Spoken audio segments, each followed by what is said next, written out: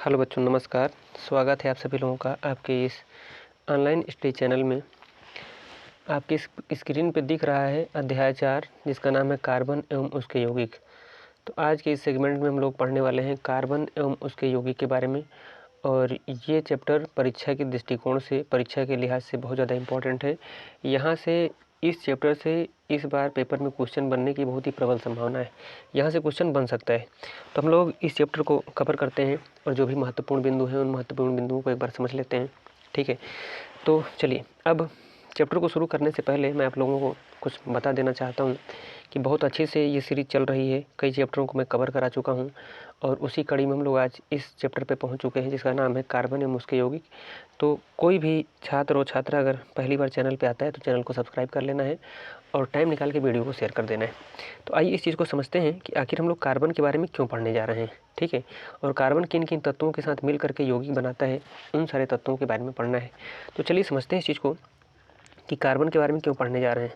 तो कार्बन के बारे में हम लोग इसलिए पढ़ने जा रहे हैं कि जो कार्बन है वो जो कार्बन है उस कार्बन को आप देखेंगे तो कार्बन जो है, इसी कार्बन से मिलकर के संसार की लगभग सारी वस्तुएं निर्मित हैं। संसार की सारी वस्तुएं निर्मित हैं। ठीक है, किससे? कार्बन से। अब आप पूछेंगे कैसे? चलिए मैं आपको दिखाता हूँ। देखिए, जैसे मान लीजिए जो भोजन हम लोग ग्रहण करते हैं, ठीक है, जो भोजन हम लोग ग्रहण करते हैं उस भोजन में अगर हम लोग कार्बोहाइड्रेट लेते हैं, क्या लेते हैं बताइए? कार्बोहाइड्रेट लेते हैं। तो उस कार्बोहाइड्रेट का आगे चल के जब सरलीकरण होता है, वो कार्बोहाइड्रेट हमारे बॉडी के अंदर और जब सिंप्लीफाई होता है, सरल होता है, तो वो बनाता है ग्लूकोज। अब आप सोच रहे होंगे कि सरल क्यों होता है, मैं आपको बताता हूँ। देखिए, हम कोशिका के बने हुए हैं, सेल के बने हुए हैं। तो जो चीज़ हम ग्रहण कर लेते हैं, जो चीज़ हम खा लेते हैं, वो हमारे लिए सरल होता है, लेकिन कोशिका के लिए सरल नहीं होता है। तो कोशिका सबसे पहले उसको सरल फॉर्म में लाती है, फिर उसका उपभोग करती है, उसको खाती है। जैसे देखिए, अगर गाय है तो गाय को अगर गन्ना दे दिया जाए तो गाय बिना छीले गन्ना चूस जाती है, क्योंकि गाय के लिए सरल है। लेकिन वही गन्ना अगर हमें चूसना पड़ेगा, हम लोगों को चूसना पड़ेगा, तो हम लोग क्या करते हैं? छील के चूसते हैं। इसलिए छीलते हैं क्योंकि पहले वो जटिल होता है, तो उसको हम सरल रूप में लाते हैं, इसके बाद क्या करते हैं? उसको हम चूसते हैं। तो ठीक ऐसे ही आपको बता रहा हूँ कि जो भोजन हम लोग ग्रहण करते हैं उस भोजन में अगर कार्बोहाइड्रेट है, अब आपको बता भी देता हूँ कि कार्बोहाइड्रेट कहाँ कहाँ पाया जाता है। तो भोजन में आप देखेंगे तो कार्बोहाइड्रेट खास करके पाया जाता है चावल में। ठीक है, जो चावल होता है उसमें कार्बोहाइड्रेट मिलेगा। फिर जो रोटी होती है, ठीक है, रोटी में भी आपको मिलेगा। जो आलू होता है उस आलू में भी कार्बोहाइड्रेट मिलता है। और साथ में जो केला होता है ना, इनमें भी कार्बोहाइड्रेट मिलता है। ऐसे ही कार्बोहाइड्रेट के और भी बहुत सारे स्रोत हैं। जैसे आप देखेंगे अंगूर में भी कार्बोहाइड्रेट मिलता है। तो ऐसे ही चावल, रोटी, आलू और केला जो है, इसमें कार्बोहाइड्रेट मिलता है। अब कार्बोहाइड्रेट जब हमारी बॉडी में सरल होता है, क्योंकि कोशिका इसको सरल रूप में ग्रहण करना चाहती है, तो कार्बोहाइड्रेट से क्या बनता है बताइए? ग्लूकोज बनता है। ठीक है, कार्बोहाइड्रेट से ग्लूकोज बनता है। और ग्लूकोज का अगर हम सूत्र देखें तो सूत्र होता है C6H12O6, C6H12O6। तो अब ध्यान से देखेंगे तो इस ग्लूकोज में जो ग्लूकोज का जो सूत्र है C6H12O6, इसमें देखिए C आ रहा है।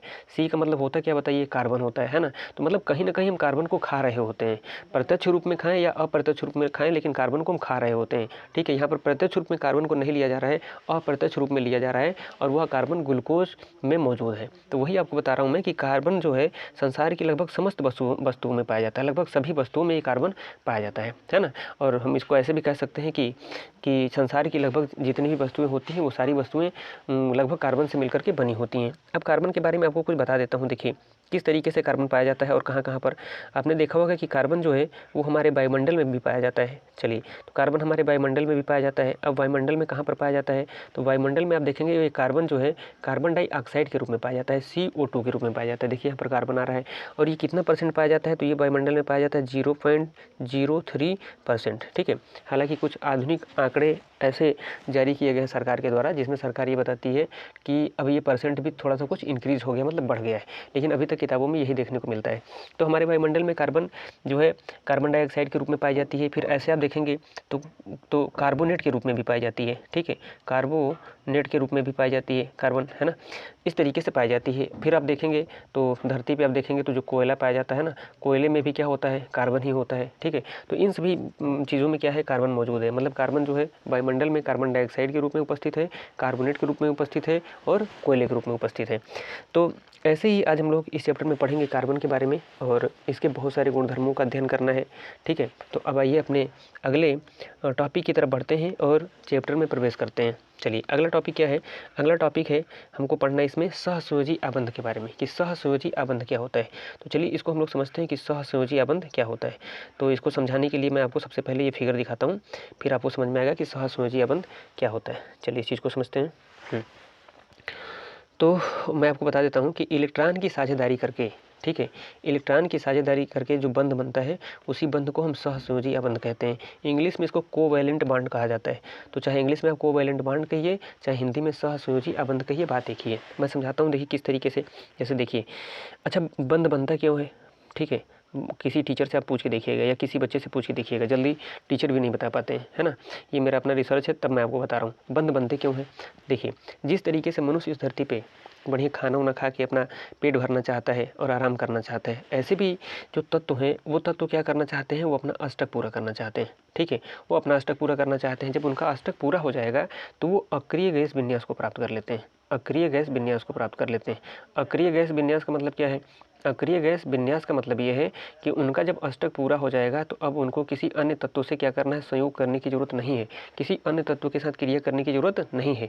वो तत्व क्या हो जाएगा? अस्थायी हो जाएगा। अस्थायी होने का मतलब है कि वो ज़्यादा दिन तक रह पाएगा, उसकी स्टेबिलिटी क्या होगी? बढ़ जाएगी। तो इसीलिए तत्व क्या करते हैं? बंध बनाते हैं। जैसे आप देखिए, अगर आपके पास भोजन नहीं होगा, ठीक है, जैसे आप खाना खाने बैठे हैं, 4 रोटी खाते हैं, तो आप 4 रोटी खा अगर रहे, मान लीजिए आपके पास 3 ही रोटी है, तो 1 रोटी जो है कम अगर पड़ गई तो किसी से आप लेंगे ना।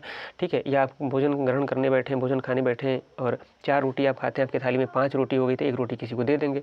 ठीक है, तो ऐसे इसमें होता है कि अगर किसी तत्व का अष्टक नहीं पूरा होता है तो वो क्या करता है? किसी अन्य तत्व से या तो इलेक्ट्रॉन को ले लेता है और या उसके अष्टक पूरा हो जाने के बाद जो फालतू इलेक्ट्रॉन बचते हैं उसको त्याग देता है। तो ऐसा करने से क्या होता है? ऐसा करने से उसके बीच में कुछ आयन बनते हैं। ठीक है, कुछ आयन बनते हैं, उनको हम धन आयन और ऋण आयन कहते हैं। लेकिन जो जो जो ये बंध बन रहा है, जिसको हम क्या बोल रहे हैं? जिसको हम बोल रहे हैं सहसंयोजी बंध, यहाँ पर त्यागना और ग्रहण करना जैसा कॉन्सेप्ट नहीं होता है। यहाँ पर साझेदारी होती है। क्या होती है बताइए? साझेदारी होती है, पार्टनरशिप होता है। यहाँ पर कोई तत्व ना तो इलेक्ट्रॉन को त्यागता है और ना इलेक्ट्रॉन को ग्रहण करता है। लेकिन कोई तत्व इलेक्ट्रॉन को क्यों त्यागता है? क्योंकि उसके पास क्या है? इलेक्ट्रॉन फालतू हो जाते हैं अष्टक पूरा होने के बाद, तो त्याग देता है। और कोई ग्रहण क्यों करता है? इसलिए कि उसके पास इलेक्ट्रॉन कुछ कम हो जाते हैं अष्टक पूरा करने के लिए, तो ग्रहण कर लेता है। लेकिन यहाँ पर सहसंयोजक आबंध में क्या होता है कि ना तो इलेक्ट्रॉन को त्यागा जाता है और ना ही इलेक्ट्रॉन को ग्रहण किया जाता है, बल्कि इलेक्ट्रॉन की क्या होती है? पार्टनरशिप होती है। मतलब इलेक्ट्रॉन की क्या हो जाती है? साझेदारी हो जाती है। और साझेदारी होने से एक बंध बनता है, उसके बीच में एक रिलेशनशिप बनती है, एक बॉन्ड बनता है, और उसी को हम क्या बोलते हैं? उसी को बोलते हैं सहसंयोजक। ठीक है, सहसंयोजक आबंध अथवा बंध। ठीक है, तो चाहे आप इसको आबंध कह दीजिए, चाहे इसको हम बंध कह दें, बात एक ही है। तो ये सहसंयोजक आबंध बनता है। अब चलिए आपको समझाता हूँ बोलचाल की भाषा में। देखिए, ऐसे इसको समझ सकते हैं। मान लीजिए हम एग्ज़ाम देने गए, और एग्ज़ाम देने गए तो मैं गया सिर्फ ब्लू पेन लेके। ठीक है, सिर्फ मैं ब्लू पेन लेके गया, और मेरा एक फ्रेंड गया एग्ज़ाम देने तो वो ब्लैक पेन लेके गया। अब जब हम एग्ज़ाम हॉल में प्रवेश किए तो मेरे सामने जब पेपर और कॉपी मिला तो टीचर ने ये समझाया कि ऐसा करना है कि हेडिंग को आपको ब्लैक पेन से डालना है और आंसर आपको ब्लू पेन से लिखना है। तो हमारे पास क्या है? सिर्फ एक ही पेन है, और हमारे फ्रेंड के पास क्या है? सिर्फ एक ही पेन है। तो हम लोगों ने सोचा कि एक काम करते हैं कि अगर मेरे पास मान लीजिए नीला पेन है, तो जिस टाइम पर मैं उत्तर लिख रहा हूँगा उस टाइम पर तुम क्या करना? खाली पेन से हेडिंग डाल लेना। ठीक है, और जिस टाइम पे मुझे ज़रूरत पड़ेगी हेडिंग डालने की, उस टाइम पे मैं तुम्हारा काला पेन ले लूँगा और तुम मेरा नीला पेन लेकर क्या करना? अपना आंसर लिख लेना। तो हमारे और उसके बीच में एक कनेक्टिविटी बनी, एक रिलेशन बना। ठीक है, एक कनेक्टिविटी बनी, एक रिलेशन बना। हम लोगों ने क्या किया? एक दूसरे का पेन शेयर कर लिया, मतलब साझेदारी कर ली, पार्टनरशिप हो गई। ऐसे ही इसमें भी होता है कि होता यह है कि कुछ तत्व क्या करते हैं? अपने इलेक्ट्रॉन का साझा कर लेते हैं, पार्टनरशिप कर लेते हैं, और पार्टनरशिप करने से, साझेदारी करने से उनके बीच में एक बंध बनता है, एक कनेक्टिविटी बनती है, एक रिलेशन बनता है, और उसी को हम इंग्लिश में कोवैलेंट बॉन्ड या हिंदी में सहसंयोजक आबंध कहते हैं। तो आइए इस चीज़ को आप समझते हैं। देखिए, हाइड्रोजन के अंदर कैसे बनता है? ये है हाइड्रोजन, समझिएगा, हाइड्रोजन। और चूंकि हाइड्रोजन का परमाणु क्रमांक, एटॉमिक नंबर इसका 1 होता है। ठीक है, परमाणु क्रमांक 1 होता है, तो इसलिए इसके पास जो इलेक्ट्रॉन होते हैं उस इलेक्ट्रॉनों की संख्या भी कितनी होती है? 1 ही होती है। अगर किसी का परमाणु क्रमांक 1 है तो उसके पास इलेक्ट्रॉन की संख्या भी 1 होगी। ये कहना पूरी तरीके से सही नहीं है, क्योंकि इसकी कुछ और परिभाषा है, लेकिन ऐसे जनरल तरीके से आपको समझा देता हूँ, ठीक है। कि अगर हाइड्रोजन का परमाणु क्रमांक 1 है तो इसके पास इलेक्ट्रॉन कितने हैं बताइए, 1 है। लेकिन हम अगर इसका इलेक्ट्रॉनिक विन्यास निकालें तो हम क्या देखते हैं, हम देखते हैं कि पहले जो कोष आता है वो के होता है, फिर यल होता है, फिर यम होता है, फिर यन होता है, ये कोष होते हैं, ठीक है। और आप जान रहे हैं कि के कोष की धारण क्षमता कितनी होती है, 2 इलेक्ट्रॉनों की। के कोष 2 इलेक्ट्रॉन को क्या कर सकता है, रख सकता है अपने पास। यल वाला 8 को रखता है, यम वाला 18 को रखता है, और यन वाला कितने को रखता है, 32 को रखता है। तो अब देखिए बात यहाँ पर यह है कि या तो किसी तत्व का अष्टक पूरा हो जाए, मतलब ऑक्टेट कंप्लीट हो जाए, या अष्टक नहीं पूरा हो तो उसका ड्यूप्लेट कंप्लीट हो जाए, मतलब कम से कम उसके 2 इलेक्ट्रॉन पूरे हो जाए। तो चूंकि हाइड्रोजन है और हाइड्रोजन का परमाणु क्रमांक 1 है, मतलब उसके पास एक ही इलेक्ट्रॉन है, तो ये 2 इलेक्ट्रॉन करना चाहता है। क्योंकि के कोष में कितने इलेक्ट्रॉन हो सकते हैं, 2 इलेक्ट्रॉन हो सकते हैं। और जैसे ही इसके पास 2 इलेक्ट्रॉन हो जाएंगे तो ये अक्रिय गैस विन्यास को प्राप्त कर लेगा, मतलब इसको अब किसी और से क्रिया करने की जरूरत नहीं है। तो ये 2 इलेक्ट्रॉन अपने पास रखना चाहता है, तो ये क्या करता है, साझेदारी कर लेता है। कैसे साझेदारी करता है, चलिए मैं आपको दिखाता हूँ इस तरीके से। देखिए जैसे यहाँ पर ये हाइड्रोजन था, तो हाइड्रोजन का परमाणु क्रमांक 1 है, तो हमने दिखा दिया कि इस तरीके से उसके पास 1 इलेक्ट्रॉन है। दूसरे कलर से आपको इसको दिखाते हैं तब ज़्यादा सही रहेगा। ये कलर, ठीक है।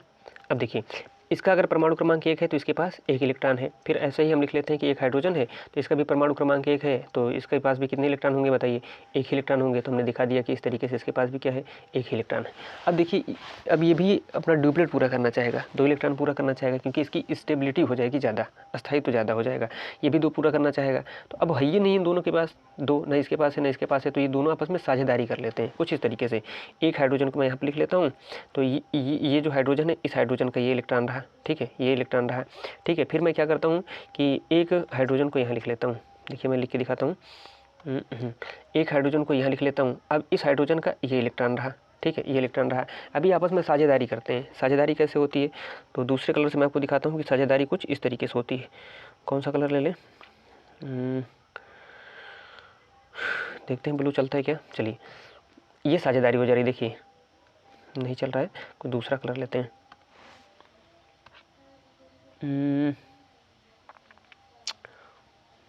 चलिए ये ले लेते हैं कलर, एलोई। हाँ देखिए अब ये क्या कर रहा है, इसका परमाणु क्रमांक 1 था तो 1 इलेक्ट्रॉन इसके पास थे, इसका परमाणु क्रमांक 1 था तो 1 इलेक्ट्रॉन इसके पास थे। अब दोनों ड्यूप्लेट पूरा करना चाहते हैं, ठीक है, क्योंकि इनका अस्थायित्व तो बढ़ जाएगा ड्यूप्लेट पूरा होने से। तब हुआ क्या कि ये वाला हाइड्रोजन क्या करेगा, इनका 1 इलेक्ट्रॉन ले लेगा इस तरीके से। देखिए ये एक तरीके से, मतलब इस तरीके से इनका 1 इलेक्ट्रॉन ले लिया, और ये वाला हाइड्रोजन क्या करेगा, ये भी इनका 1 इलेक्ट्रॉन ले लेगा। तो ये भी क्या कर रहा है, इस तरीके से इनका 1 इलेक्ट्रॉन ले रहा है। अब ध्यान से देखिए, अब ध्यान से देखेंगे तो इस हाइड्रोजन के घेरे में कितने इलेक्ट्रॉन आ रहे हैं, 2 आ रहे हैं। इस हाइड्रोजन के घेरे में कितने इलेक्ट्रॉन आ रहे हैं, 2 आ रहे हैं। तो अब इस तरीके से दोनों के ड्यूप्लेट क्या हो गए बताइए, पूरे हो गए, मतलब दोनों के पास 2 इलेक्ट्रॉन हो गए। और इन 2 इलेक्ट्रॉन होने की वजह से इनके बीच में कनेक्टिविटी बनी, ठीक है, एक रिलेशनशिप बना, और वो कनेक्टिविटी रिलेशनशिप ही कहलाएगा बॉन्ड। देखिए अब ये कनेक्टिविटी इनके बीच में बनी, ठीक है, ये रिलेशनशिप इनके बीच में बना। तो यही रिलेशनशिप, यही कनेक्टिविटी जो है कहलाएगी कि ये एक बॉन्ड है। इसको हम एक रेखा से दिखाते हैं, और इसी बॉन्ड को जो है बच्चों क्या कहा जाता है, इसी बॉन्ड को कोवैलेंट बॉन्ड, या हिंदी में हम क्या कहते हैं, सह संयोजक बंध या सहसंयोजक आबंध कहते हैं। दोनों में से कोई हम एक कह सकते हैं, चाहे सहसंयोजक बंध कहिए या सहसंयोजक आबंध कहिए। तो इस तरीके से होता है कि जो तत्व होते हैं, ठीक है, या जो समान प्रकार के परमाणु होते हैं, यदि उनका ऑक्टेट कंप्लीट नहीं है या फिर उनका डुप्लेट नहीं कंप्लीट है, तो क्या करते हैं, आपस में इलेक्ट्रॉन की साझेदारी कर लेते हैं, पार्टनरशिप कर लेते हैं, और एक दूसरे की कमी को पूरा कर देते हैं, ठीक है। अब देखिए इसने क्या किया, 1 इलेक्ट्रॉन शेयर कर दिया तो इनके डुप्लेट पूरे हो गए, इसने 1 इलेक्ट्रॉन शेयर किया तो इसके डुप्लेट पूरे हो गए। तो एक दूसरे की कमी को क्या करते हैं, कैंसिल आउट कर देते हैं, मतलब एक दूसरे की कमी को पूरा कर लेते हैं। और कमी को पूरा करने से इन दोनों के बीच में कनेक्टिविटी बनी थी। ठीक वैसे जैसे हमने पेन अपने फ्रेंड को दिया था, उसने पेन मुझे दिया था, तो हमारे उसके बीच में एक लगाव हो गया था, कनेक्टिविटी हो गई थी। ऐसे इनके बीच में कनेक्टिविटी होती है। उस कनेक्टिविटी, उस लगाव को हम एक रेखा से दिखाते हैं, और उस रेखा को हम क्या कहते हैं कि वो एक प्रकार का बंध है, और उस बंध का नाम हम देते हैं सहसंयोजक आबंध, इंग्लिश में कहते हैं कोवैलेंट बॉन्ड। तो इस तरीके से हम लोगों ने हाइड्रोजन के अंदर देखा। अब आइए हम दूसरे तत्वों के अंदर देखते हैं कि किस तरीके से बनता है। अच्छा, एक चीज़ मैं आपको बताते चलता हूँ, ध्यान से देखिएगा। जो हाइड्रोजन होता है, उस हाइड्रोजन को हम H2 लिखते हैं, ठीक है। मैं कक्षा 10 में जब केमिस्ट्री पढ़ेंगे, केमिस्ट्री तो पढ़ ही रहे हैं, केमिस्ट्री में जब हम खास करके पार्ट 1 और पार्ट 2 को पढ़ेंगे, तो मैं आपको ये चीज़ बताऊँगा कि H नहीं बल्कि H2 लिखते हैं हाइड्रोजन को, है ना। तो जो H2 है, इस H2 को हम कहते हैं कि ये द्विपरमाणुक अणु है, द्विपरमाणुक अणु है। ये चीज़ आपको याद रखना है, ठीक है, अणु। अब द्विपरमाणुक अणु का मतलब क्या है कि जो हाइड्रोजन है, जो H2 है, वो हाइड्रोजन के 2 परमाणुओं से मिलकर के बना हुआ है, ठीक है। अब आइए आगे बढ़ते हैं। अब देखिए यहाँ पर बना करके दिखाया गया ऑक्सीजन के बीच में। चलिए मैं आपको दिखाता हूँ इस स्लाइड में। ये देखिए ऑक्सीजन के बीच में ये सहसंयोजक अबंध बना करके दिखाए हैं। ठीक है, अबंध का क्या नाम था? सहसंयोजक अबंध। मैं एक बार फिर से आपको दिखा देता हूँ। ये देखिए सहसंयोजक अबंध या सहसंयोजी अबंध बात एक ही है। तो अब हमको समझना है ऑक्सीजन के अंदर कि किस तरीके से सहसंयोजी अबंध बनता है, कोवेलेंट बॉन्ड बनता है। तो आइए समझते हैं चीज़ को। तो इसको समझने से पहले मैं आपको कुछ चीज़ों को और बताता हूँ, समझिएगा ध्यान से। चलिए, तो जिस तरीके से हमने देखा कि हाइड्रोजन द्विपरमाणु अणु है, ऐसे आपको याद रखना है कि ऑक्सीजन को सिर्फ O नहीं बल्कि O2 लिखते हैं। अब क्यों लिखते हैं? क्योंकि ऑक्सीजन O2 के रूप में पाया जाता है और ये होता क्या है? द्विपरमाणु अणु होता है। द्विपरमाणु अणु होता है। ठीक है, तो हम O2 लिखते हैं, ना कि O लिखते हैं। अब देखिए किस तरीके से पार्टनरशिप होगा, किस तरीके से साझेदारी होगी इलेक्ट्रॉन की। समझिए इस चीज़ को, समझते हैं। देखिए मैं यहाँ पे लिखता हूँ एक ऑक्सीजन और मैं यहाँ पे लिखता हूँ एक और ऑक्सीजन। चलिए एक ही ऑक्सीजन को लेकर पहले कुछ चीज़ों को आपको समझा देते हैं। चलिए, तो जो ऑक्सीजन होता है, इस ऑक्सीजन का जो परमाणु क्रमांक होता है वो 8 होता है। तो अब 8 है तो इसका अगर इलेक्ट्रॉनिक विन्यास निकालेंगे कोष में, ठीक है, तो क्या आएगा? पहला कोष के, फिर आएगा यल, फिर आएगा यम, फिर आएगा यन। तो के कोष की धारण क्षमता जो होती है इलेक्ट्रॉनों की वो 2 होती है। अभी आपको समझाए थे। यल वाला 8 होता है, यम में 18 होता है, यन में 32 होता है। मतलब के कोष में अधिकतम इलेक्ट्रॉन 2 हो सकते हैं, मैक्सिमम इलेक्ट्रॉन। यल वाले में मैक्सिमम इलेक्ट्रॉन 8 कंटेन हो सकते हैं, मतलब 8 इलेक्ट्रॉन रह सकते हैं। यम वाले में 18 हो सकते हैं और यन वाले में 32 इलेक्ट्रॉन हो सकते हैं। तो ये सभी कोषों की अपनी अपनी इलेक्ट्रॉन धारण करने की क्षमता है। तो ऐसे ही देखेंगे कि ऑक्सीजन के पास कुल मिलाकर के 8 इलेक्ट्रॉन हैं, क्योंकि परमाणु क्रमांक 8 है। तो सबसे पहले हम क्या करेंगे? के अंदर 2 इलेक्ट्रॉन दे देंगे। तो अब टोटल 8 से 2 दे दिए तो कितने बचे होंगे? 6। तो एल वाला तो 8 रखता है ना, लेकिन हमने अपने पास कितने बचे हैं? 6। तो हम इसको 6 दे देंगे। लेकिन याद रखिएगा कि 8 से ज़्यादा हो जाते तो हम इसको दे नहीं पाते, लेकिन अपने पास 6 ही तो हम इसको दे दिए। अब ध्यान से देखिए, अभी आपको क्या समझाया था कि प्रत्येक तत्व अपना या तो ड्यूप्लेट पूरा करना चाहता है या तो ऑक्टेट पूरा करना चाहता है। तो इसका ड्यूप्लेट तो पूरा है, ड्यूप्लेट माने 2 इलेक्ट्रॉन तो पूरे हैं, लेकिन इसके ऑक्टेट नहीं पूरे हैं। ऑक्टेट का मतलब 8 इलेक्ट्रॉन पूरे नहीं है। तो अब कितने इलेक्ट्रॉनों की कमी है? तो यहाँ पर अगर 2 इलेक्ट्रॉन और होते तो 6 और 2 कितना हो जाता है? 8 हो जाता है। तो 2 इलेक्ट्रॉन कम होने की वजह से इसका अष्टक पूरा नहीं है। किसका? ऑक्सीजन का। और जब अष्टक पूरा नहीं है तो इसकी स्टेबिलिटी कम हो जाएगी। ठीक है, ये भी चाहता है कि हमारा अष्टक पूरा हो जाए और हम अस्थायी हो जाए, अर्थात अक्रिय गैस विन्यास को प्राप्त कर लें। ठीक है, मुझे किसी और से क्रिया करने की जरूरत ना पड़े। तो ये क्या करेगा? अब साझेदारी करेगा। ठीक है, तो साझेदारी देखिए किससे करता है? तो ये अपने ही समान प्रकार के परमाणु से क्या करता है? साझेदारी कर लेता है। तो साझेदारी करते समय इनके बीच में कनेक्टिविटी बनती है, एक रिलेशनशिप बनता है, एक बॉन्ड बनता है। उसको एक रेखा के द्वारा दिखाएंगे। अब वो बॉन्ड 2 इलेक्ट्रॉनों की साझेदारी करके बन सकता है या 4 इलेक्ट्रॉनों की साझेदारी करके बन सकता है। तो हम उसको एक रेखा के द्वारा दिखाएंगे या 2 रेखा के द्वारा दिखाएंगे और बताएंगे कि ये बंध है और उसका नाम देंगे सहसंयोजी अबंध। तो चलिए बना के देख लेते हैं। चलिए मैं बनाता हूँ। ये आपके सामने ऑक्सीजन है, एक ऑक्सीजन ये हो गया और एक ऑक्सीजन ये मैंने लिख दिया। और अभी हम लोगों ने क्या देखा था? अभी हम लोगों ने देखा था कि ऑक्सीजन के बाह्यतम कोष में कितने इलेक्ट्रॉन है? बताइए। 6 इलेक्ट्रॉन है। ठीक है, बाह्यतम कोष में 6 इलेक्ट्रॉन है। तो अब हमको इधर 6 इलेक्ट्रॉन दिखाना पड़ेगा इसका, और ये भी ऑक्सीजन है तो इसके भी बाह्य कोष में 6 इलेक्ट्रॉन होंगे, तो 6 इलेक्ट्रॉन इधर दिखाना पड़ेगा। आइए दिखाते हैं इस चीज़ को। मैं थोड़ा सा पेन का कलर चेंज कर लेता हूँ। चलिए अब 6 इलेक्ट्रॉनों को दिखाते हैं। कुछ इस तरीके से दिखाएंगे। देखिए मैंने दिखा दिया कि 2 इलेक्ट्रॉन ये हो गए, ठीक है, 2 इलेक्ट्रॉन यहाँ हो गए 4, और 2 इलेक्ट्रॉन को मैं यहाँ पर दिखा देता हूँ। तो ये 2 इलेक्ट्रॉन हो गए 6। ऐसे इसके भी 6 इलेक्ट्रॉन दिखाना होगा, क्योंकि बाह्यतम कोष में 6 ही इलेक्ट्रॉन थे, है ना। तो चलिए अब 6 इलेक्ट्रॉन को दिखा लेते हैं। तो कुछ ऐसे दिखाएंगे 6 इलेक्ट्रॉन को, ऐसे दिखाएंगे। देखिए 2, ठीक है, फिर यहाँ पर दिखाएंगे 2, 4, और यहाँ पर इस तरीके से दिखा देंगे 2, 6। अब 6 ही हम इस तरीके से क्रॉस क्यों बना रहे हैं? तो इसमें डाउट नहीं होना चाहिए आपको। इसलिए नहीं होना चाहिए कि जो ऑक्सीजन था इसके आउटर मोस्ट सेल में, अर्थात बाह्यतम कोष में, ठीक है, कुल मिला के 6 इलेक्ट्रॉन थे। तो आउटर मोस्ट सेल में 6 इलेक्ट्रॉन होने की वजह से 6 क्रॉस इस तरीके से दिखाए जा रहे हैं। अब देखिए होगा क्या? अब इसमें होना ये है कि 6 इलेक्ट्रॉन दोनों के पास हैं, इसके पास भी 6 है, इसके पास भी 6 है, लेकिन दोनों अपना अष्टक पूरा करना चाहते हैं ताकि अक्रिय गैस विन्यास को प्राप्त कर लें। तो अब साझेदारी होगी। कितने इलेक्ट्रॉन इसके पास कम है? 2 इलेक्ट्रॉन कम है। तो ये क्या करेगा? इनसे 2 इलेक्ट्रॉन ले लेगा, ठीक है, इनसे 2 इलेक्ट्रॉन ले लेगा कुछ इस तरीके से। देखिए इनका जो 2 इलेक्ट्रॉन था, इनके 2 इलेक्ट्रॉनों को ये इस तरीके से ग्रहण कर लेगा अपने पास। तो अब देखिए इसके कितने पूरे हो गए बताइए? तो इसके 8 पूरे हो गए। 2 यहाँ, 2 ये 4, 2 6 और 2 8। तो इसके तो 8 पूरे हो गए, लेकिन अब इसको भी 8 पूरा करना है। तो ये क्या करेगा? इनके 2 इलेक्ट्रॉन ले लेगा। तो अब मैं आपको दिखाता हूँ इसको दूसरे कलर से। चलिए मैं इस कलर से दिखाता हूँ। अब ये क्या करता है? इनके 2 इलेक्ट्रॉन ले लेगा। तो कुछ वो इस तरीके से ले लेगा इनके 2 इलेक्ट्रॉन। ये देखिए ये देखिए अब इसके भी क्या हो गए 8 पूरे हो गए। इस घेरे में कितने आ रहे हैं 8 आ रहे होंगे। देखिए 2 2 4 2 6 और यहाँ तक का घेरा लग रहा है तो 8। अब दोनों के अष्टक पूरे हो गए। अब दोनों के अष्टक पूरे हो जाने की वजह से अब क्या हो गया, अभी सिर्फ O नहीं रहा बल्कि क्या बन गया बताइए O2 बन गया। ठीक है, ये O2 बन गया मतलब ये ऑक्सीजन का अणु बन गया। याद रखिएगा O2 माने ऑक्सीजन होता है, जबकि O3 का मतलब ओजोन होता है। तो ये O2 है और ओजोन जो होता है वो सूर्य से आने वाली अल्ट्रावायलेट रेज से अर्थात पराबैंगनी किरणों से हमारी त्वचा की रक्षा करता है। तो अब ये O2 का बन गया स्ट्रक्चर। अब देखिए इनके बीच में कनेक्टिविटी बनी, तो देखिए अब इसको हम इससे अटैच करेंगे तो एक रेखा के द्वारा इसको दिखाए, फिर इसको हम अटैच कर देंगे, इसको मिला देंगे तो एक रेखा के द्वारा हम इसको दिखा रहे हैं। तो इनके बीच में जो कनेक्टिविटी बनी है, जो रिलेशनशिप बना है, उनको 2 रेखाओं से दिखा रहे हैं। तो मतलब अब ये दोनों ही रेखाएं क्या कहलाएंगी, यही दोनों की दोनों रेखाएं कहलाएंगी। ये क्या है बताइए सहसंयोजी आबंध है। तो मैं यहाँ पर लिख देता हूँ कि सहसंयोजी आबंध। ठीक है, सहसंयोजी आबंध कहलाती है यही दोनों रेखाएं। ठीक है, इनके बीच में जो कनेक्टिविटी बनी इसको सहसंयोजी आबंध अर्थात कोवैलेंट बॉन्ड कहते हैं। तो इस तरीके से कोवैलेंट बॉन्ड का फॉर्मेशन होता है, निर्माण होता है, संरचना होती है, बनावट होती है, बनाया जाता है। तो उम्मीद है कि ये चीज़ आपको समझ में आ गई होगी। अब देखिए आपकी बुक में कुछ और कोवैलेंट बॉन्ड बना करके दिया गया है, चलिए इनको भी बना के समझ लेते हैं।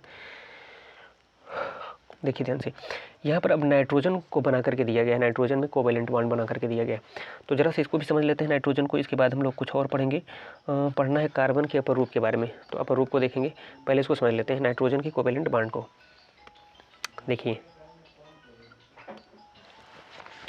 तो जो नाइट्रोजन है, इस नाइट्रोजन को भी याद रखेंगे आप कि जो नाइट्रोजन होता है ये नाइट्रोजन भी द्विपरमाणु अणु होता है। मतलब नाइट्रोजन को सिर्फ N नहीं बल्कि N2 लिखा जाता है। तो इसको हिंदी में हम क्या लिखेंगे, कहेंगे कि द्विपरमाणुक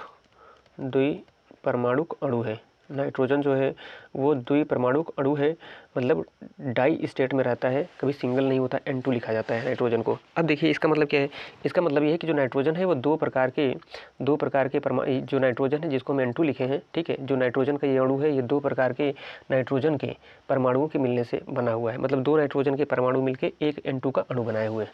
अब इसको समझते हैं चलिए। तो इसको समझने के लिए नाइट्रोजन जो है इसका परमाणु क्रमांक आपको याद होना चाहिए, एटॉमिक नंबर। तो इसका एटॉमिक नंबर 7 होता है, मतलब परमाणु क्रमांक 7 होता है। अब इसका इलेक्ट्रॉनिक विन्यास निकालेंगे कोष में, तो पहला कोष K, फिर L, फिर M और फिर N। अभी समझाए थे आपको कि K कोष की धारण क्षमता कितनी होती है, 2।